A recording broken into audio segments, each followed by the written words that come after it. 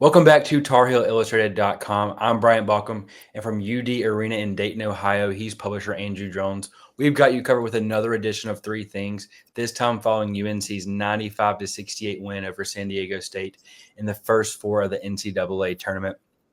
But before we jump into things, AJ, we're giving away free subscriptions to THI. How can people get involved?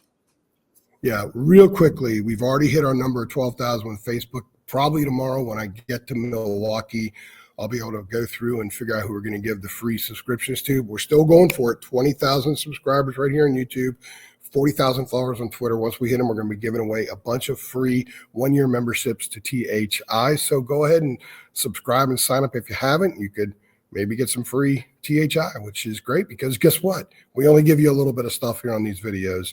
The real goods you're going to find behind the paywall because I got to pay to go to Milwaukee. That's where it all comes from. So do so now, jump into it and help us get to our goal, and maybe we can give you a free subscription to THI.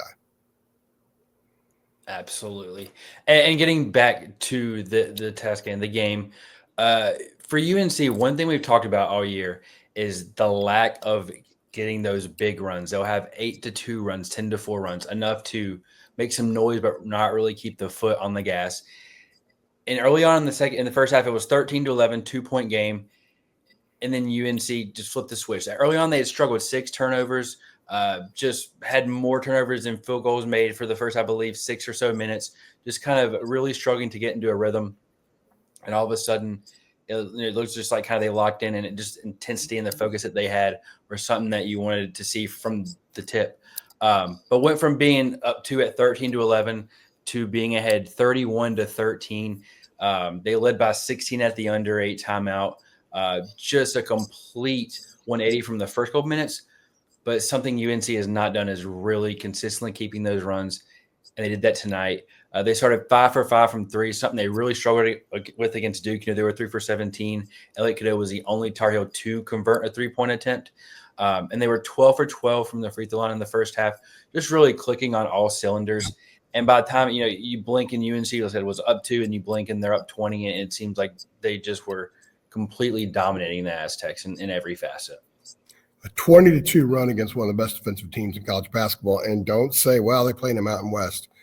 They beat Houston. All right. They gave up more than 80 points, I believe. They beat Houston. They blew out Creighton and gave up, 53 points to Creighton, which is a really good offensive team. So this is a legitimate team the Tar Heels beat the living snot out of tonight. And 13-11, 22 run, they go up 33-13, and the game was over. They just sucked all of the juice out of the game that San Diego State brought to the floor. They were done. Some of the players said that they really noticed in the second half that maybe San Diego State just didn't have the right disposition. Sitting courtside, and I was right at mid-court, second row, right by the TV guys, and kind of like a little bit to the side of them. I thought San Diego State had a completely different vibe after that 20-2 run. I mean, I think they were shocked that North Carolina was that good. They're hearing how they don't belong in the tournament. They only get 1-12 against quad 1 teams and all that stuff. They're hearing it too. We all talk about the psychological aspect of Carolina hearing it, but San Diego State's hearing it as well. And they're hearing that North Carolina's not a big team, and they're dominating them on the glass early. They're hearing that Carolina's soft, and Carolina was the more physical team. And they're hearing that Carolina, they bog down and bounce, and they have a tough time scoring at times, and they were breathtaking. In everything they did, that 20-2 run was a snapshot, kind of like late in the Duke game the other day, of just how good this team can be at times. And the runs, like you said, earlier in the year, they were struggling to push those runs. Like they would, it was like elastic. They would start stretching out elastic and they would snap back. They could never push it past like 8-0, 10-2, 10-4. Now they've busted through it, and they've got like a whole new way to judge those things because they go forever. They closed the first half 35-11, something like that. They're doing stuff like that now. They did this against a very good defensive team. And they did it against a team that I think was also stunned at how fast Carolina was. Hubert Davis said in October he wanted to be the fastest team in college basketball. I got to be honest, man. And you know this, you've been in the press room. We've mocked that statement a lot this year. When us little media types are talking in the press room 3 hours after a game, we're the fastest team in America, and they scored 60 points that day. Yeah. They haven't been that. But lately, they have been that more and more. And they were that way in stretches against Duke 2 weeks ago. They were that way against Duke last week. That's why I think it kind of validates that that's the trajectory that this team is on. And all they did was add to it tonight. There wasn't one aspect of the game that San Diego State, especially during that stretch, looked like they had any business being on the floor with North Carolina. And this is a good team. San Diego State's a good team, and Carolina made them look pitiful tonight. I mean, you don't beat Houston by accident. You don't do what beat a lot of the teams they've beaten. I mean, they've beaten a lot of good teams. This program was in the national title game 2 years ago. Their coach knows what he's doing. There's some guys on the team now that were in that game. So I think that 20-2 to me was a lot of things. And we're going to hit on some stuff here a little bit later, but I'm going to tease it a little bit now because I do think it's fair to feed it. That 20-2 represented more than just a 20-2 run. There was a whole lot of screw you, all of you, in that run. There was a whole lot of John Rothstein, who is doing the game tonight, who is the worst critic. He crossed the line way too much. And right in front of him, they are putting on a show. Now, they're not doing it because he's there. And I don't think that during that 20-2 run, they're thinking, okay, America's watching us now. Let's keep adding to it. No. It was all part of the bottled up fuel that came into this thing. There were a lot of reasons why this team was ready to go. They were super ready to go. I thought they were the most locked in during warmups I've seen all year. I asked a couple of them about it, and they agreed. But I just think the convergence of a lot of things. And if these guys didn't need any more fuel, Rothstein and McAfee and Warren, Sterling Sharp, rather, Stephen A., all these clowns out there that pay attention to college basketball, especially in these national guys, like for 3 weeks a year, saying is dumping on it, and they're going after their AD. They're accusing Carolina of backroom dealing. I mean, this is different than just not deserving to be in. This is a different level of criticism. They have become college basketball's villain overnight, which is wild because it's been such a flawed team. And they have this massive purpose they're playing for, which is themselves. And all these other things came together. And I just think that the sky-high way they came in here just showed up right there during that 20-2 run. They came in here ready to play at an extraordinarily high level. And they did it. And they put them out. And the thing is, they didn't let up. They pushed that thing to 40. RJ hits a three, and he's skipping down the court. Said that he is in the second half. They went up 40 and said he watched the Warriors last night and saw Steph Curry, hit a couple of threes and he was skipping. So RJ's going to skip. And on the court, if you're raining threes and you're doing RJ stuff. So I know we're talking about the 20-2 run, but I think the 20-2 run to me was synopsize everything about the way this team approached this game. And they made it for them. And just to really emphasize and hammer home the performance that UNC had, like the 22 run was really just a microcosm, you're right, of just what this game was going to be. And, they had to lead up to 40 at one point. That's the most points San Diego State's allowed in a 40 minutes of game time, so no overtime, but 40 minutes games since 2006. So nearly 19 years since they've allowed that many points in a 40-minute contest. And another little tidbit that I thought was interesting to really just show how dominant UNC was. They're the first team in NCAA tournament history to score 95 or more points, shoot 50% or better from the field, shoot 50% or better from three with at least 20 attempts, and shoot 85% or better from the free throw line with at least 20 attempts. So offensively, this was just it was clicking on all cylinders, and that 20-2 run, like all of those things were present in that 20-2 run. But I think another thing that kind of comes into play with that 20-2 run is, yes, they were scoring, but the defense they played and the intensity they brought on defense was something we maybe have seen in small spurts this year, but not something we've seen like this against a team like this. Yes, you can play good defense against the bottom teams in the ACC, but this is against San Diego State, who is known for their defense. And UNC, to be quite honest, looked like the team who was a top 10 or top 13 team in defensive efficiency tonight, not San Diego State. Yeah, I'm going to talk. Well, I'll respond to the defense, but I just want to add one other thing about the offense and the scoring. Carolina in the first half, 47 points, the most points scored in a half against San Diego State all season. Carolina went for 48 in the second half. So they topped it. The two highest scoring halves of the year against them were Carolina tonight. 23-point lead at halftime was the largest deficit of the season up to that point for San Diego State. So it was a massacre. Defensively, the Tar Heels were outstanding. Outstanding. They had that 22 run, they were really good, but they got a shot clock violation they forced early in the game. And I think I was watching a lot of the body language of San Diego State players because you could tell that the Tar Heels were percolating. They were popping. Like they had a lot of bounce and a lot of juice. And San Diego State did too, but I think that Carolina wasn't worried about San Diego State in this game. They were. It was all about them. We're going to do what we do, and we're going to kick your butt. San Diego State, Carolina only practiced 40 minutes since they knew who. Yesterday's open practice, one of the reasons they went 5-on-5, it's the only practice they had since they found out who they were playing because of the flight situation and stuff yesterday. And it should be a lesson to people who criticize the crap out of us for putting that video, the 5-on-5 when they were struggling. It's just a 40-second part of practice, 1 minute of practice, and people read way too much into that. Obviously, they played well today. That wasn't who they were. It was just a part of practice. But it was also after waiting in an airport for almost 4 hours and being late, and they hadn't eaten. So like everything was totally off yesterday. So they had 40 minutes of practice to prepare for these guys, and they basically didn't prepare for them. They did some film room. That's about it.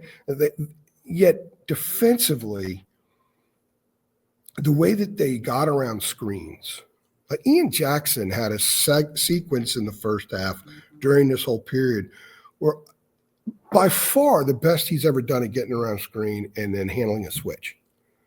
And they switch seamlessly at times, especially in that area of the wing inside the elbow where it's given them trouble this year, where it creates a situation where there's no help side and teams get easy pass to the baskets.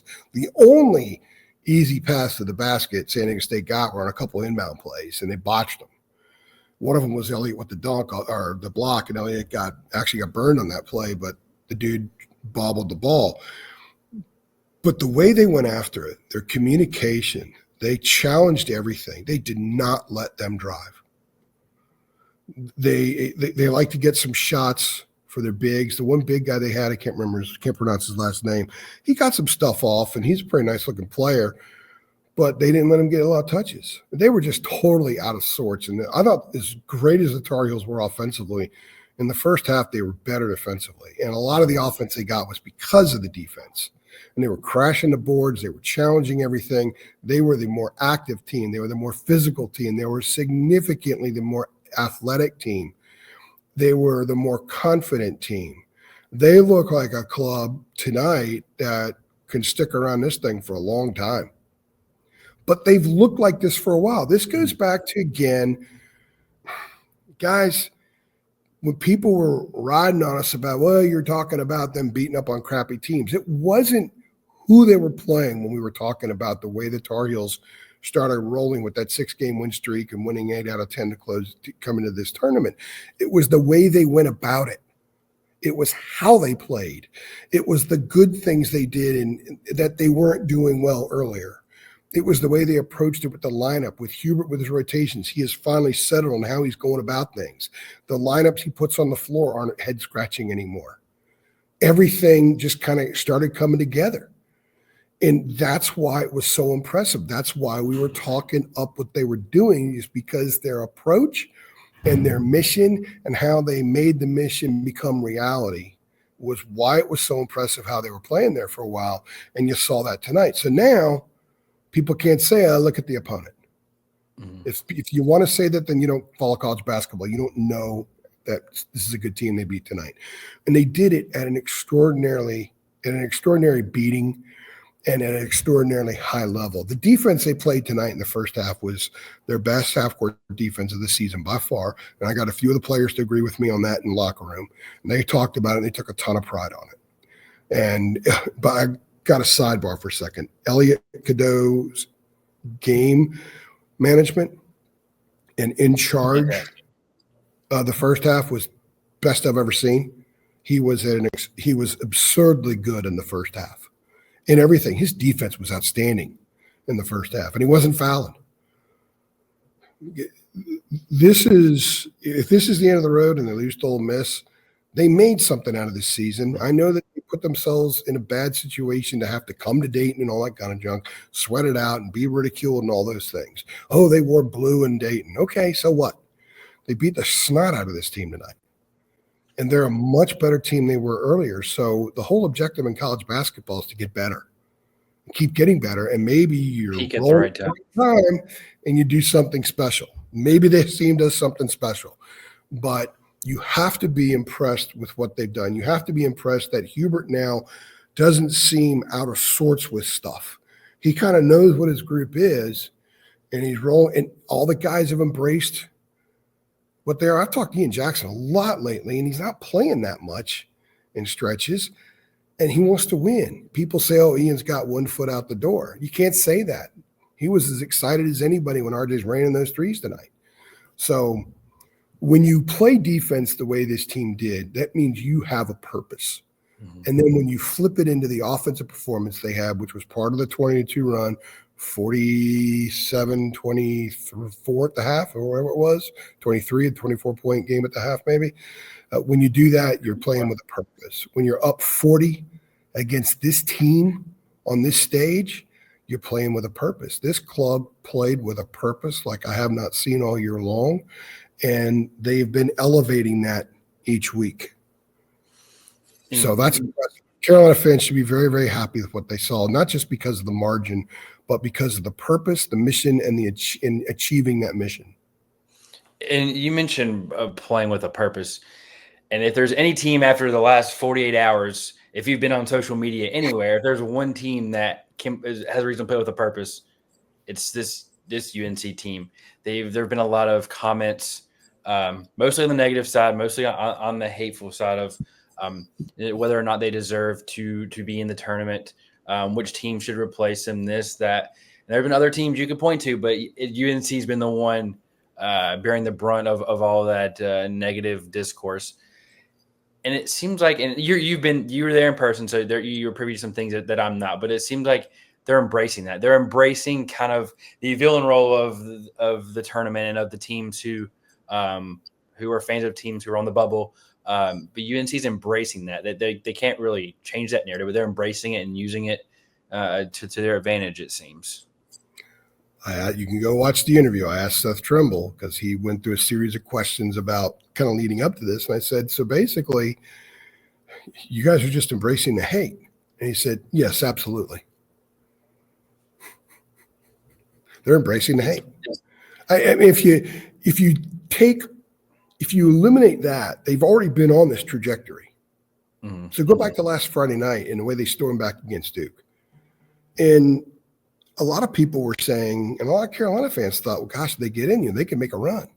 I think it's funny as all get out that all these national guys and all these people out there ripping them, saying they don't belong in the tournament, are also saying, well, they're a team to watch that can make a run. So what they did is they kind of did more to bring them together. I don't think that they played well tonight because of the hate. Mm-hmm. I don't think that they dominated San Diego State because of the hate. I think this team was just, they're on that path. Mm-hmm. But what it did was it kind of narrowed their little universe.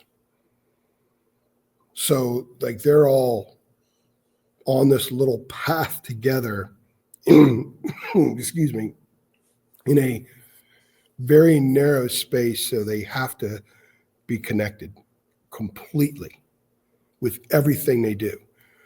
And what they saw tonight and what they heard tonight was Carolina fans chanting Rothstein's name. this picture right here, which I'm going to tweet out. I don't know if you guys can see it. These were a bunch of Carolina fans, these women who were imbibing a lot. More power to them. Look at her. She's screaming at Rothstein when I took that picture. And good for her. Good for Carolina. This is kind of an odd spot for UNC to be. Duke's Duke for a while. I think these guys kind of like it. I think that the edge that they have been accruing over time just got a little sturdier with this.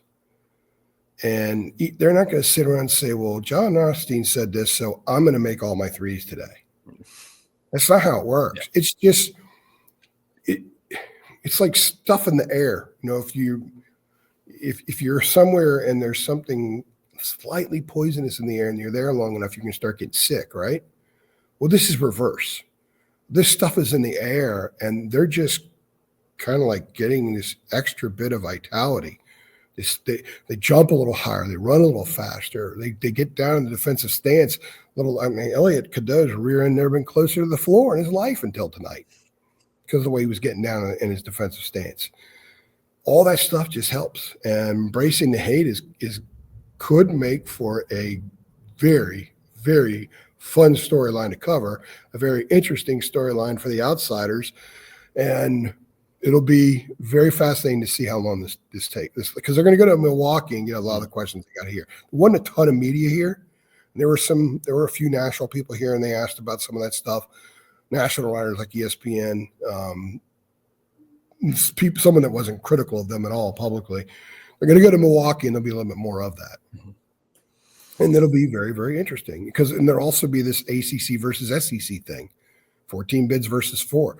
You want to go ahead and shovel that stuff on these guys? I think they can take it right now because nobody was more critical of them, to be honest with you, than the collective accumulation of the season with fans, some of the stuff they said, the way people were dogging Hubert, and quite frankly, themselves. They kept saying, we can be this, we can be that. And there were times they were saying it, and I would walk away, honest to goodness, thinking, man, is RJ delusional? And I'm saying that metaphorically. I'm not of course. Speaking in general terms. Like, RJ's sure is confident. What's he? And I think Adam Smith one time said, RJ, what are you seeing in this team that hasn't yet played out? And RJ said all the stuff he said we're seeing now. Seth was the same way. I think that's one reason that the two of them were so ticked off, especially Seth after the loss at Clemson. And Seth he was calling out players without saying names. He was one loss away from calling out names. And they were ticked off because they knew it could be so much better. Mm-hmm. And here it is. So if people want to continue throwing stuff at them, I think these guys can take it. I think they'll embrace it. And I think people that don't want them to win are making a mistake by giving them more fuel. Yeah, and their next chance again comes Friday. You mentioned the ACC versus SEC kind of dynamic against Ole Miss. Interesting note that they play on Tuesday and then Friday. The extra day of rest is not something you usually see with the first 4. And you mentioned in Milwaukee, one a little interesting note. Maybe off by a couple minutes here or there, but it's less than 30 minutes from Seth Trimble's hometown. It's a little bit of a homecoming for him. I'm sure that would be just another wrinkle to this UNC story. But you will be there 4:05 on Friday against Ole Miss, number 6. Oh, it's a 4:05 game? 4:05, yes. Yeah, I didn't know the start time. Yeah. We'll have I'm flying to Milwaukee tomorrow. There's no media stuff tomorrow. So you and I are going to do a daily drop here in a minute that we're going to run sometime Wednesday as well. Thursday is all the media stuff in Milwaukee. So we'll get the players, we'll get Hubert, we'll get an open practice, we'll get a lot of stuff, and that'll be a lot of fun. I thought yesterday was pretty cool with a lot of things we got. We'll get even more Thursday in Milwaukee. So we got a lot of stuff coming your way. So sign up or subscribe or follow. Help us hit that goal so we can give away free subscriptions to THI. I want to give them away. I want to give away a bunch of them. So come along for it. Right now is the best time, man. Get on board now. And if you want to just go ahead and sign up anyway, it's $833 a month for a 1-year subscription. So just you hop in now and who knows, you can still win, and I'll just add a year onto it. So there you go. And do not forget, leave us comments. We want to hear from you, particularly on YouTube. Love to hear from you guys, your thoughts, opinions, whatever it may be. But again, UNC return to action on Friday at 4:05 p.m. Eastern against number 6 seeded Ole Miss from Fiserv Forum. Hopefully, I'm pronouncing that right. In Milwaukee, you'll be there. But until then, from THI, I'm Bryant, and he's AJ.